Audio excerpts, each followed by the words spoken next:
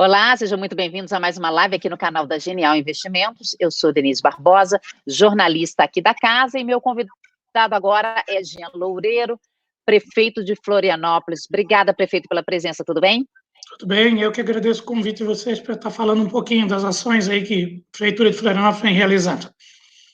Pois é isso que eu queria trazer para os nossos espectadores, que muito de todo esse combate ao coronavírus acontece nos municípios, então está muito ali, muito da responsabilidade recai sobre a administração municipal. Então, a gente quis trazer o senhor aqui para poder conversar com a gente sobre o que Florianópolis está fazendo e também para a gente poder espelhar nos outros municípios do país também quais as responsabilidades que eles podem estar passando também e com algumas sugestões que eles podem também aproveitar. Então, eu queria começar falando das medidas de isolamento. Como é que elas estão funcionando aí em Florianópolis? Bom, nós temos aqui em Florianópolis uma das melhores equipes de inteligência e saúde do país, me permita assim falar. Os nossos médicos, que são técnicos da área, infectologistas, coordenaram o Ministério da Saúde por muito tempo, todas as campanhas, né, DST-AIDS e outras. E desde janeiro, quando começou o problema da China, eu vinha pedindo um levantamento deles, com a preocupação de se isso poderia chegar ao Brasil e de que forma poderia chegar a Florianópolis e como agirmos. Tudo parecia muito distante ainda, né? Muito longe. A ideia seria, eventualmente, alguém que viajou, voltar contaminado, algo parecido assim. Já em fevereiro, a gente começou a avaliar a possibilidade real, diante dos casos suspeitos, de que Florianópolis teria que tomar medidas de distanciamento social. No dia 12 de abril, 12 de março, nós nos reunimos aqui à Frente Nacional dos Prefeitos, em reunião em Florianópolis, com os prefeitos de capitais, e na época começou um debate de que poderia ser tomado tudo, e naquele dia mesmo eu já tinha tomado a decisão e anunciei, fui uma das primeiras cidades do Brasil, as primeiras medidas de distanciamento social. Os números me mostravam que a cada dia que passava eu teria probabilidade de ter 40% mais infectados. Foi muito incompreendido nessa fase inicial, porque era tudo muito novo no país, todo mundo achava distante, difícil de conseguir chegar até aqui. Na segunda-feira, eu suspendi todas as aulas de Florianópolis, e na terça-feira o governo do estado fez uma quarentena geral de praticamente todos os serviços que foram realizados. A gente foi monitorando gradativamente, começou o movimento da praia, tranquei as praias, né? Depois começou nas áreas públicas, tranquei as áreas públicas. Mas a nossa equipe entendeu que tinha que ter duas situações. Parando tudo isso, como dar suporte às famílias mais carentes e às empresas em dificuldade, porque nós imaginávamos que isso ia durar um período mais prolongado.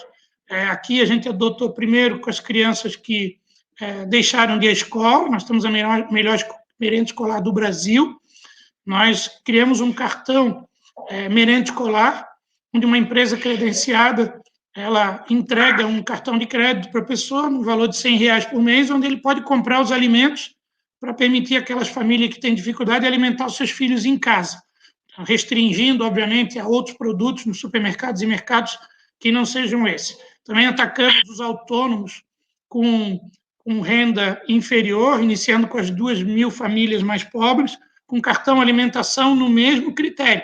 Porque as questões do governo federal são anunciadas, mas até chegar à ponta demora um pouco. Você vê que o auxílio emergencial ainda estão anunciando como vai ser e como acontecer. Temos a maior rede de voluntários de Santa Catarina, a Rede Somar Floripa, com mais de 10.000 voluntários, que começou uma campanha de arrecadação e distribuição organizada com base nos cadastros, desde aquele mais básico até as questões de cuidados como material de limpeza, higienização pessoal, as máscaras agora. Nós começamos antes mesmo do governo federal uma campanha do uso de máscara. Eu só não estou usando porque estou sozinho aqui, senão estaria usando. Todos em Florianópolis vêm aderindo isso com muita intensidade. Mas também estudávamos de que maneira vamos sair dessa situação, porque a população e as empresas não aguentam por longo período. Por mais que o município prorrogou o pagamento do imposto sobre serviços, eliminou uma série de taxas, né? Aqui a gente conteve o próprio caixa da prefeitura, que sofre um abalo, a gente contingenciou 70% do orçamento, garantindo recursos para a saúde, assistência social, a empresa de limpeza e melhoramento e segurança da cidade. Reduzimos todos os contratos, até o meu próprio salário já reduzi em 30%, dos secretários também, porque se você não consegue cobrar dos outros, a liderança também não dá o exemplo para essa atitude. E a alternativa vista para sair desse modelo e poder retomar a economia gradativamente foi um critério de, primeiro, unificar na região da Grande Florianópolis, tem uma região conurbada que ninguém conhece a divisa geográfica com outros municípios, que praticamente dobra a população de Florianópolis. Então, primeiro, padronizar a identificação de casos suspeitos. A identificação do Ministério ela era muito restritiva. Apenas quem veio no exterior com sintomas, casos graves, que se fazia testagem para avaliar. Nós ampliamos essa identificação de casos suspeitos, com base num protocolo que nós estabelecemos, bem simplificado pela população, de pontuação, de acordo com os sintomas. Compramos de maneira antecipada os testes, tanto os testes rápidos quanto o teste de PCR, o teste molecular, que já estamos aplicando. E nós entendimos que, com isso, a gente poderia ampliar essa identificação, fazer o teste, fazer uma notificação correta, inclusive com autorização para ter o controle de GPS do seu celular, saber onde vai. Tivemos a parceria da Associação das Empresas de Tecnologia de Florianópolis, Santa Catarina, aqui a CAT, que é a Associação Catarinense de Medicina. Então, a pessoa, quando é identificado o caso da pessoa contaminada, todos que moram no raio de 200 metros são notificados por SMS e por e-mail que tem uma pessoa contaminada próxima, para dobrar os cuidados de higienização, evitar sair de casa, todo esse trabalho. Fora isso... Mas essa pessoa é identificada, não? Não, não é identificada. Você apenas recebe informando que a 200 metros, que próximo da casa tem uma pessoa contaminada. E ela já toma cuidado. Então, já foi notificado aqui, aproximadamente 35 mil pessoas já foram notificadas. Florianópolis tem hoje em torno de 144 casos. Mas, mais do que isso, a gente, quando identifica o caso positivado, a gente isola de maneira correta, com orientação, não é isolar, ficar dentro de casa circulando, é no quarto mesmo, parado, com controle, e a gente controla também o celular, né? Se a pessoa sair de casa, tem um alerta. No dia, 2 dias atrás, 2 pessoas saíram de isolamento, já receberam uma multa da prefeitura que o sistema identificou. Então, a gente controla que esse contaminado não saia de maneira nenhuma. Tudo isso... E quanto que é essa multa, prefeito? R$500 é a multa definida na vigilância sanitária. Ela é pequena, mas ela pode chegar até R$8.000, e a gente, obviamente, faz isso de uma maneira pedagógica. Só a divulgação das 2 que receberam já fez que ninguém mais, nos próximos dias, saísse das suas residências. Agora, eu não acho pequena, não. Acho um bom valor. Eu não gostaria de pagar uma multa de bobeira. Quem tem coragem, sabendo que não pode sair de casa, tendo risco que outras pessoas, devia ter uma pena maior. Mas a gente começa de maneira pedagógica, né? Fazer esse sentido no bolso, obviamente que não vão continuar. Aqui a cidade agora, o governador, no dia 26 de março, ele anunciou que iria terminar a quarentena. Nós, no dia seguinte, anunciamos que a prefeitura iria continuar em Florianópolis. Demonstramos em gráficos o risco que trazia naquele momento. O governo do estado acabou voltando atrás e mantendo a quarentena. E a quarentena veio até que dia, então, prefeito? A quarentena estava prevista até ontem, o governo prorrogou por 5 dias até domingo e anunciou que no domingo ele vai liberar o comércio e tudo. Nós estamos reunidos, provavelmente a gente deva manter a restrição de diversos serviços, nós entendemos ainda que é difícil, mesmo sabendo das dificuldades financeiras, a gente vem conversando com as empresas, o formato que, na nossa visão técnica, nós tomamos sempre decisões técnicas. Hoje, diversas cidades do mundo provaram que, quando tiveram restrições e liberaram, em seguida tiveram que fazer restrições mais drásticas. Sim. Né? Então, o efeito rebote ele é muito provável. O Ministério ontem apontou Florianópolis como a 4ª cidade com maior número proporcional de casos de contaminados no Brasil. E mais do que isso, nós temos muito, porque nós testamos mais que o normal. E vamos testar ainda mais. Estão chegando mais 23 mil testes para Florianópolis. A gente deve testar até o final da epidemia algo em torno de 150 mil pessoas. E nós imaginamos essa é a única alternativa, ir retornando gradativamente, né? Mas sempre notificando, testando, isolando e monitorando corretamente.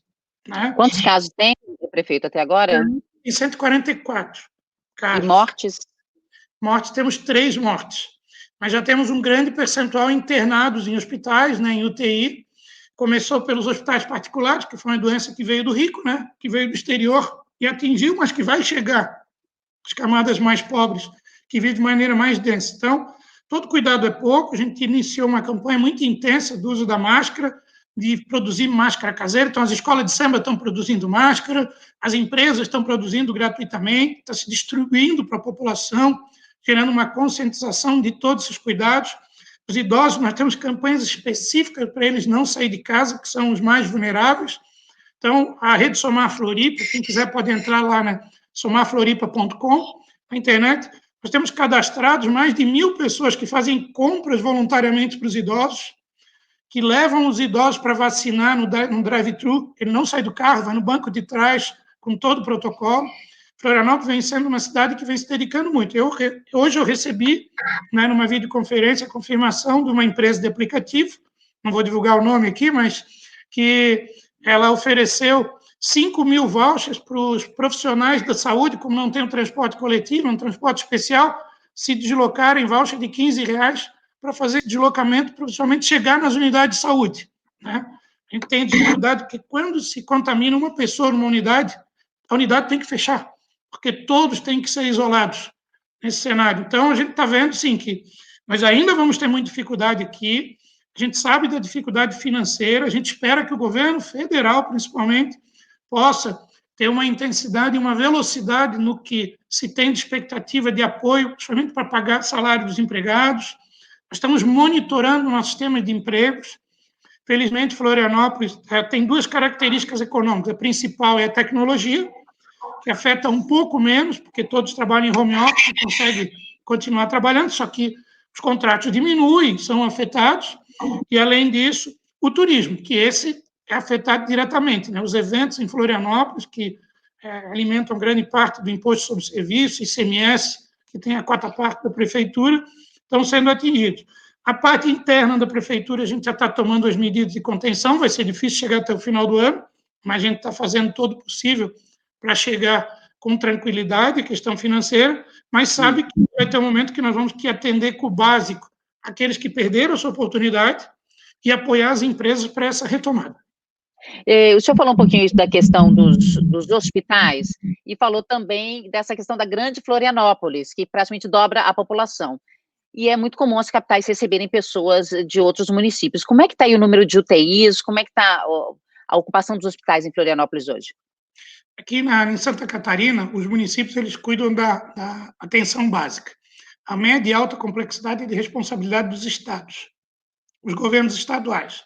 Diferente de São Paulo, que a prefeitura tem os hospitais, Rio de Janeiro, que tem os hospitais, Curitiba. Mas nós estamos trabalhando em conjunto, nós temos um monitoramento de todos os leitos de UTI, né? A ampliação desses leitos, a ideia não é abrir o hospital de campanha, é poder permitir que outros atendimentos ambulatoriais passem para esse espaço, se amplia as UTIs dentro dos hospitais. Então, a gente ainda não tem uma ocupação total, mas a gente vê um crescimento a cada dia disso, tem uma expectativa que, com a liberação, possa se multiplicar os casos. Nós fizemos um estudo técnico, apresentei num vídeo há 2 dias atrás, invertendo a lógica, né? Porque hoje nós só sabemos os casos testados e confirmados. Pelo número de internados na UTI, num percentual, a gente comparou, por exemplo, com a China, né? Em que 0,6 são internados. Se 0,6 nós temos 20 internados hoje em Florianópolis, então nós temos uma expectativa de ter 3.300 infectados e 95% circulando na população, que não fizeram teste. Ou seja, a possibilidade de se ampliar e atingir os idosos, os que têm doenças crônicas respiratórias, que são mais vulneráveis, ele é muito grande. Se nós liberarmos os contatos, isso pode acontecer de maneira drástica. E esse crescimento congestionar, trazer o colapso da rede de UTIs em poucas semanas, talvez 2 semanas ou 3 semanas.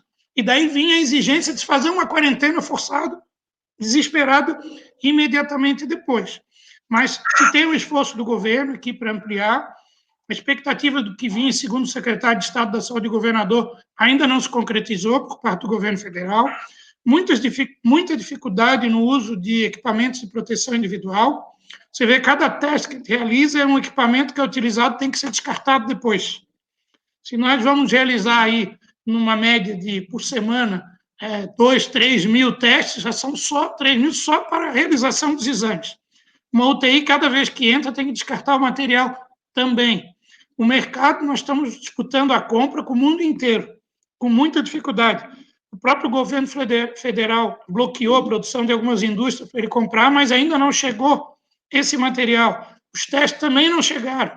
Na verdade, até agora, todos os investimentos foram da prefeitura, de maneira direta, na área social e na área de saúde e atenção básica. O governo recebeu parte de recursos do governo federal, mas que ainda é insuficiente para se manter toda a estrutura. Para nós liberarmos de novo as atividades, você tem que permitir que a curva de contágio não esteja tão acima da curva do nível de estrutura hospitalar para atendimento, especialmente internação nos CTIs ou UTIs, né, que são unidades de terapia intensiva. Inclusive as UPAs, aqui nós temos 3, nós dotamos de respiradores e orientamos os profissionais para poder entubar, né, as pessoas que precisam disso, para, se tiver lotado os hospitais, não morrerem nas UPAs, caminhando. Então, a gente está tentando ter todas as formas, mas a sequência e a possibilidade de crescer geometricamente mostram que a gente deve entrar num colapso de hospitalar aqui, de atendimento. Daí vem a discussão, né, daqueles que pretendem liberar a qualquer custo e daqueles que avaliam, né, com mais critérios essa liberação. Estamos levando em conta a curva do desemprego e a curva da fome, né? Nós estamos tentando trabalhar para a curva da fome não existir. Então, toda a atenção básica tem dado. A curva do desemprego, ela vem aumentando. É lógica, né?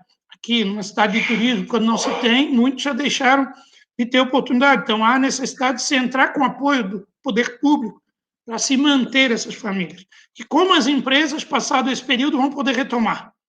Que tipo de linha de financiamento, que tipo de apoio pode ser dado para aquelas que recontratem os empregados para buscar a normalidade? Nós temos uma equipe própria aqui, ligada ao desenvolvimento econômico, que já trabalha a organização da retomada da economia da cidade.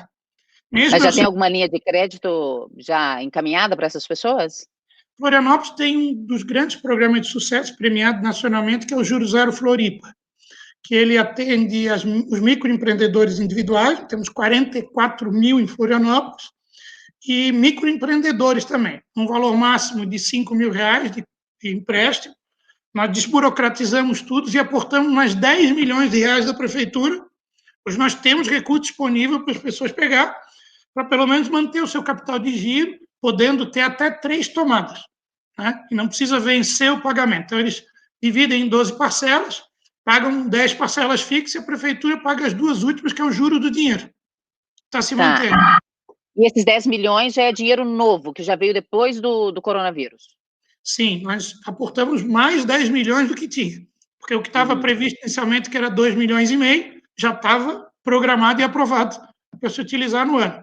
Então, nós multiplicamos por 4, né, por 5, o que estava previsto de ser aplicado no programa Juros Zero. Nós não temos capacidade, o município, de fazer um aporte, né, às empresas de médio e grande porte. Para nós é impossível isso aqui, do ponto de vista financeiro, dentro das limitações. Nossa expectativa é que possa ter uma política federal nessa recuperação e o município interagindo na medida que é possível para poder ser realizado. Esse dinheiro já está disponível, esse dinheiro extra, esses 10 milhões já chegaram lá, as pessoas já podem acessar? Sim, ele já está no Banco do Empreendedor, né? Nós temos uma parceria com as associações comerciais, aqui, tanto a CDL quanto a Associação Comercial e Industrial, que eles orientam os pequenos empreendedores de como fazer. Ele é feito pelo Banco do Empreendedor, que a pessoa pode procurar o banco, até foi, os bancos estavam fechados um período, a gente mandou abrir para poder, liberou abrir para poder facilitar esse contato, né, a decisão do governo do Estado, e muitos já estão contraindo isso como uma forma de um suporte inicial, porque o dinheiro não tem uma destinação obrigatória. Antes, nós, no segundo empréstimo, nós exigíamos criar mais um emprego, então nós eliminamos essa exigência, né? Nós tínhamos uma exigência de garantia que era muito rigorosa, para se não ter a inadimplência, o município ter que responsabilizar, né? Nós diminuímos essas exigências agora. Nós estabelecemos uma carência de 3 meses que não tinha, para que o município pague o juro desses 3 meses para fazer. Então, a gente criou uma série de medidas que facilitou essas empresas a poderem atuar. E a gente está identificando o mercado. Por exemplo, as empresas de eventos aqui, todas nós prorrogamos o pagamento do ISS, que era o principal imposto deles, né? Então, os restaurantes que tinham diversas taxas que eram cobradas, como não estão funcionando, a gente suspendeu a cobrança de todas essas taxas. A gente sabe que isso não é o suficiente. É necessário ter em conjunto políticas tributárias estaduais e federais para realmente poder diminuir a pressão sobre o empresário. Mas a gente está fazendo o que é possível, mas há de se reconhecer que o empresariado de Florianópolis aqui, ele vem se unindo para ajudar a cidade, né? E a população vem respeitando, na maioria dos casos, isso. Nosso papel aqui, a gente não entra. A gente, primeiro, se uma loja abrir, a gente orienta a fechar, notifica para fechar. Se a pessoa insistir mesmo e quiser colocar a risco toda a sociedade, daí sim se abre um procedimento. Só que eu vi dados, sim, no estado de Santa Catarina inteiro foram abertos apenas 500 procedimentos, para todo o estado. Então, tem uma colaboração muito grande. Os próprios empresários afetados, eles entendem esse risco do efeito rebote, então, eles confiam muitas vezes nos dados técnicos que a prefeitura vem apresentando. Fiz 3 vídeos que acabaram viralizando, explicando primeiro a curva de contágio, o porquê de achatar, né? Depois o porquê da continuidade, e há 2 dias atrás apresentei um novo vídeo que circula, daí vai circulando no Brasil inteiro, todos os prefeitos, governadores, o próprio ministro comenta nas suas coletivas, que apresentei um vídeo falando o real número de infectados nas cidades. No Brasil, os números são subestimados, né?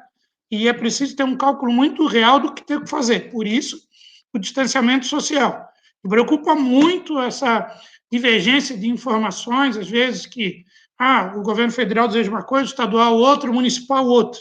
Conversei aqui, o governo pode até, o estadual, traçar regras para todo o estado, mas Florianópolis tem uma situação peculiar e eu tenho que ter a minha responsabilidade, mesmo entendendo que eu posso perder a popularidade nesse momento. Mas eu sou obrigado a agir com dados técnicos, né? Confiar na ciência, né? Mas, ao mesmo tempo, entender que, gradativamente, pode-se ter um retorno com menos riscos à sociedade. O senhor já tem um cronograma, alguma coisa assim, prefeito? Olha, é muito difícil hoje se falar, porque a gente não sabe se daqui a 1 hora a gente vai ter que mudar a decisão ou não. A gente depende muito do quadro epidemiológico do município para uma tomada de decisão, né? Se a gente sente uma escalada, você tem que agir de maneira melhor.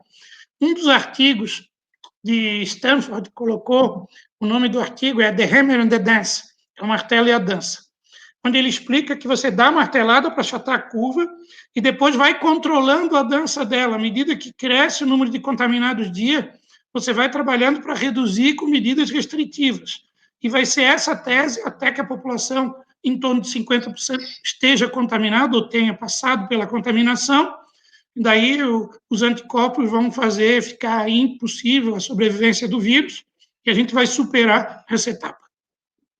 Prefeito, você já fez a conta aí de quanto vai ser gasto no geral no município de Florianópolis por causa do coronavírus? Olha, nós tínhamos uma capacidade de investimento alta aqui, de 14% do município, né? Isso gerava num orçamento de 2 bilhões, né? Algo em torno de 300 milhões. Nós estamos imaginando aí uma queda de arrecadação de em torno de 50 milhões mês. Então, em breve, a gente praticamente vai perder toda a capacidade de investimento. Então, estou tirando do custeio, revendo contratos, né, para poder manter a saúde, que vai ter uma ampliação. Nosso cálculo, por exemplo, só com a compra de testes que nós vamos fazer em Florianópolis é algo em torno de 20 milhões. Nós criamos um fator que ajudou muito, que eu vinha preparando, o primeiro serviço de atendimento pré-clínico do Brasil. E ele estava agendado para iniciar no dia 16 de março, no pico, quando começou toda a discussão do coronavírus. Nossa previsão era receber 600 ligações dia, no primeiro dia recebemos 8.000 ligações.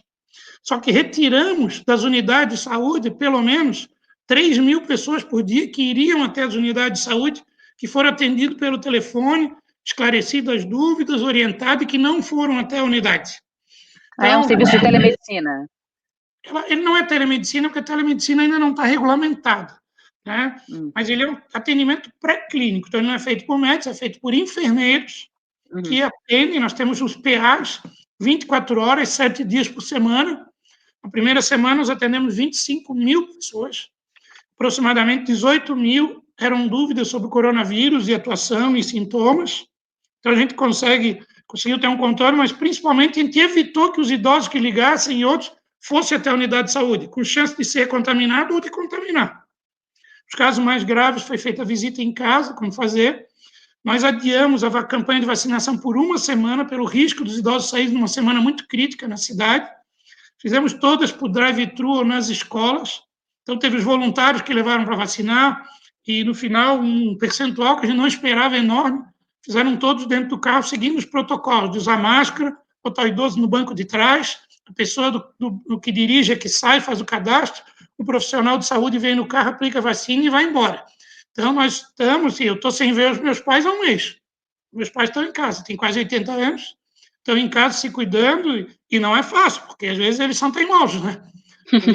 Eles querem seguir. Então, a gente alerta sobre todos esses fatos que acabaram contribuindo. Então, Florianópolis teve várias iniciativas de maneira precoce, não precoce, mas antecipadas, que acabaram ajudando a ter uma ampliação. A gente está trabalhando com números muito reais e tendo sempre uma estratégia para poder lidar. É uma cidade procurada por muitos para investimentos, para negócios, né? E a gente quer voltar a ter essa imagem de uma cidade pioneira, que pôde utilizar todas as ferramentas nesse combate, seja ferramentas tecnológicas, seja a vontade da população de poder ajudar, o carinho de ser uma cidade que recebe pessoas de todos os estados e de outros países para viver em Florianópolis, e imaginar que a gente vai superar essa etapa, né? Tem que ver qual o custo que nós vamos ter para superar. Eu quero ter o menor custo possível de vidas e, se possível, o menor custo possível, né, financeiro, para que possa voltar a economia a ter sua retomada. Ok, prefeito, muito obrigada, viu, pelo seu tempo aqui com a gente, pelos esclarecimentos. Obrigada e boa sorte aí. Obrigado. Quero agradecer ao Rafael Kitten, que fez a intermediação aí, né? Eu que agradeço. Aí, tá bom? Um grande abraço para todos aí, estou à disposição. Um abraço para você também, prefeito. E para você de casa, muito obrigada pela companhia. Deixe seu like, se inscreva no canal, clique no sininho para receber as notificações. Quem ainda não é cliente Genial, aqui na descrição tem o link para você abrir sua conta. Um beijo e até a próxima.